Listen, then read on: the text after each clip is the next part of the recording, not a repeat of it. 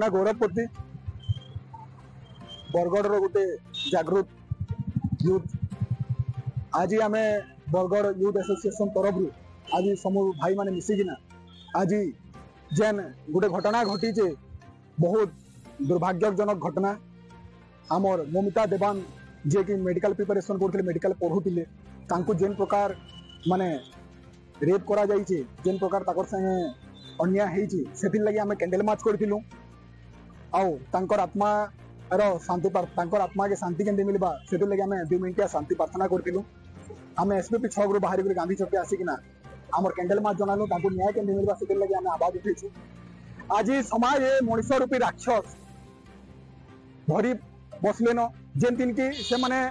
जेना निजर बहन के आम निजर बहन हिसाब से देखसु निजर घर लोक जेन हिसाब से आम सम्मान देसु से पढ़र माने टुकेल के देखले झी बेटी के देखले से आज से मनुष्य रूपी राक्षस माने से मानकर ऊपर अत्याचार कर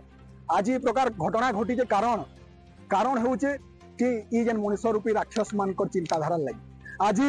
आमर प्रशासन गोटे कठोर दंडादेश ने रखी जेंति लगी ई प्रकार घटना होची जेन माने दोषी अंश मान गोटे कठोर दंड दिया जाए ताको फांसी दिया जाओ ताकर संगे पूरा एंदा हिसाब से करूँ जे लोग से मनुष्य रूपी राक्षस जेन माने अछन ताकर दिही मुठ थरी उठवा तार संगे इटा रही आज एबे आमर इंडिपेंडेंट डे गला 15 अगस्त आपण समस्ते देखिथिबे व्हाट्सएप स्टाटस रे तिरंगा संगे संगे बहुत एंदा स्टाटस थिला जेन थिन की नारी माने टुकेल माने ताकर कानबा स्टाटस देथिले कारण आज समाज रे आज भारत वर्ष रे एंदा हलानो जे नारी माने आज सुरक्षित नहीं नारी माने आज सुरक्षित महसूस नहीं करबा